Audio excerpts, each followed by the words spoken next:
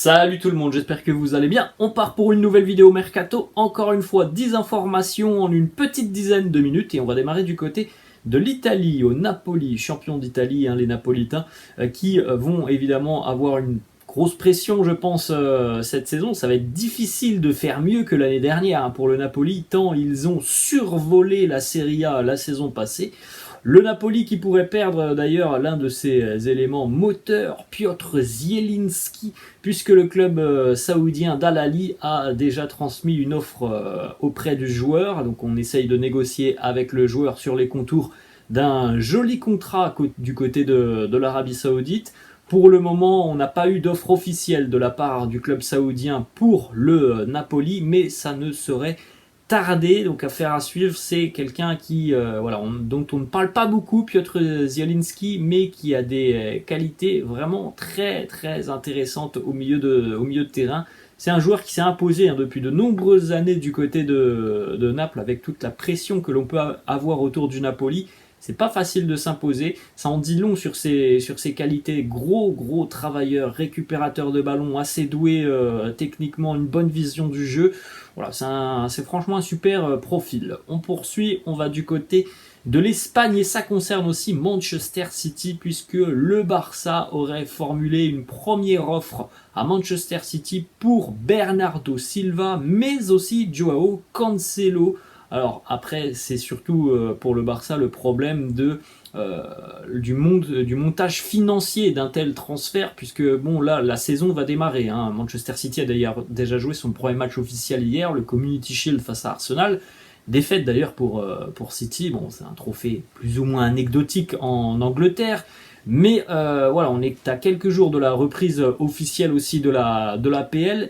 Ce serait quand même un énorme coup dur pour City de perdre Bernardo Silva à quelques jours de la reprise du championnat. Donc City a bien fait comprendre maintenant depuis quelques jours, que ce soit d'ailleurs au Barça, mais aussi au Paris Saint-Germain, que s'il faut venir chercher Bernardo Silva, il va falloir vraiment sortir un très très joli chèque. Et d'ailleurs du côté de City, à l'heure actuelle, on est même en train d'essayer de convaincre Bernardo de continuer, et pourquoi pas même de prolonger son contrat. Il y avait certainement une porte de sortie qui était ouverte au début du mercato. Là, la porte, visiblement, elle est quand même beaucoup plus compliquée à pousser. Donc voilà, il va falloir, si le Barça veut véritablement aller chercher Bernardo Silva, que le joueur fasse un pas en avant vers le Barça, et que le Barça soit en mesure tout simplement de répondre aux attentes financières de City.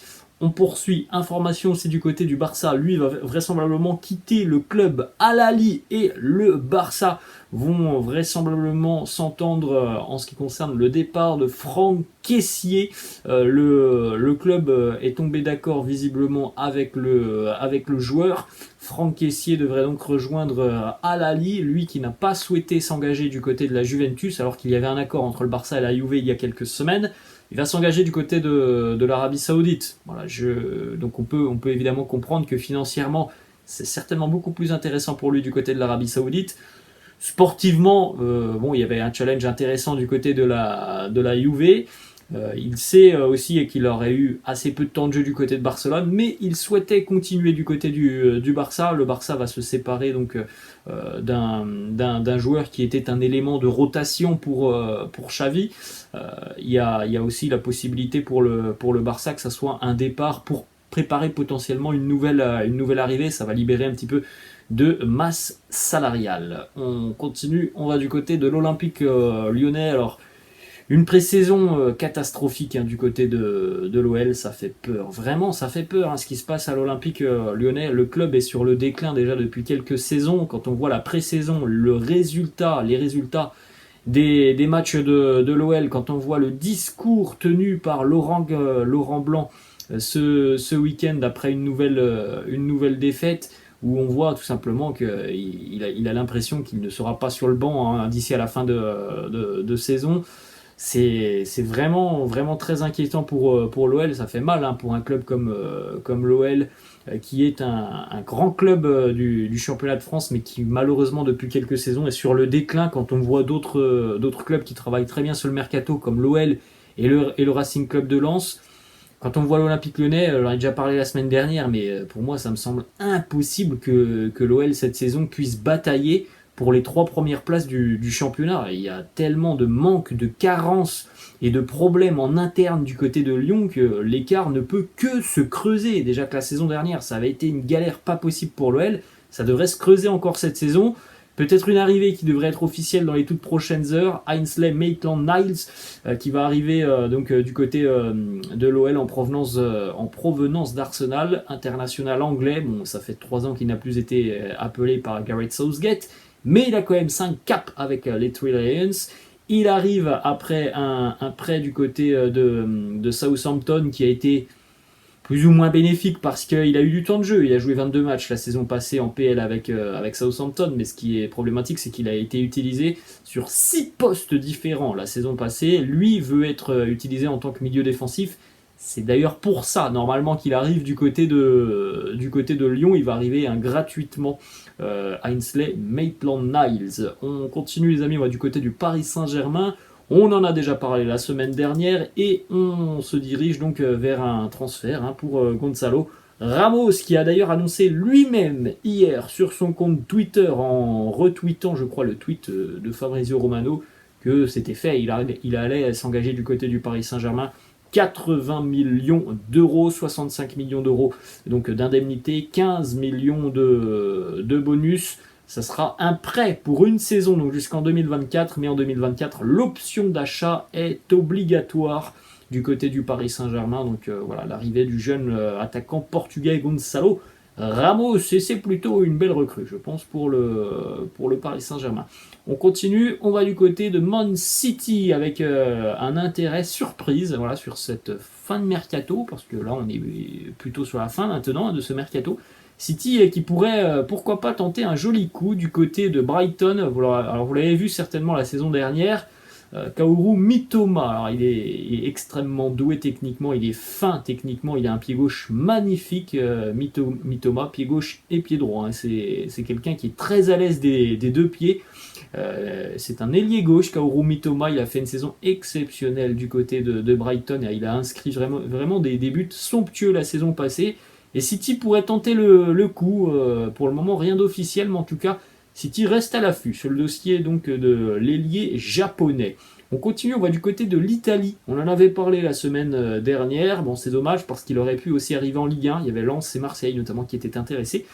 Charles de Ketelaere, milieu de terrain donc international belge, devrait s'engager pour une saison du côté de l'Atalanta sous la forme d'un prêt en provenance de l'AC Milan, où il a eu toutes les peines du monde cette saison à s'acclimater à la Serie A, à sa nouvelle équipe, aux demandes de Stefano Pioli. On continue toujours en Serie A. Newcastle qui montre un intérêt assez concret envers Nicolo Zaniolo, qui a été prêté cette saison, en tout cas sur la deuxième partie de saison du côté de Galatasaray. Il a eu à peu près 400 minutes, un petit peu moins de jeu en Turquie, et ça a été plutôt bénéfique. Hein. En gros, 10 matchs, 5 buts pour Zaniolo du côté de Galatasaray. Lui qui a toujours eu plus ou moins des difficultés du côté de l'AS Roma, avec aussi pas mal de pépins physiques parfois. Milan et la Juve sont intéressés. Newcastle est déjà entré en contact avec le joueur. Ensuite, toujours du côté de l'Italie, Dusan Vlahovic, point d'interrogation. Hein. Est-ce que Dusan Vlahovic sera encore turinois dans quelques semaines à la fin du mercato? On ne peut pas le savoir. 2 clubs semblent être intéressés par l'attaquant serbe. Chelsea, avec, on le sait, des négociations entre Chelsea et la Juve pour un éventuel échange Lukaku Vlahovic. Et puis on a aussi toujours le Real Madrid dans la recherche d'un numéro 9, même si, bon, pas de doute que Kylian Mbappé est la priorité. Pas sûr que Mbappé arrivera cet été. Le Real pourrait être tenté d'aller chercher Vlahovic. Mais voilà, ça me semble compliqué parce que la Juve, si elle doit vendre Vlahovic, elle va vraisemblablement demander 70-80 millions d'euros. Je ne pense pas que le Real va poser autant pour un joueur qui serait au final un joueur de transition en attendant vraisemblablement Kylian Mbappé. Et on termine, les amis, avec une autre information qui concerne le Paris Saint-Germain et le FC Barcelone. Pour le moment, on ne peut pas dire que l'accord est définitif en ce qui concerne Ousmane Dembélé, puisque le Barça est en train d'un petit peu de faire traîner le dossier, même si voilà, le joueur devrait tout de même arriver du côté de Paris, mais le Barça est en train de faire traîner le dossier. Le PSG et Luis Enrique ciblent cette fois-ci Ansu Fati. L'entraîneur espagnol pense qu'il est mal utilisé dans le schéma du Barça de Xavi. Et ce n'est pas un titulaire d'ailleurs, Ansu Fati. Alors malheureusement, ça avait été des débuts explosifs côté catalan. On lui a donné le numéro 10, mais il y a surtout eu un gros pépin physique pour Ansu Fati qu'il a écarté des terrains pendant de nombreuses semaines, voire de nombreux mois même.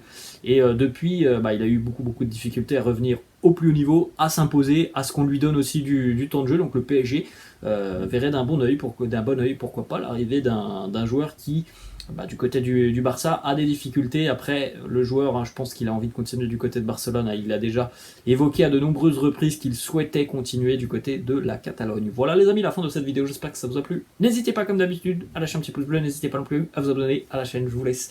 Et je vous dis à la prochaine. Ciao.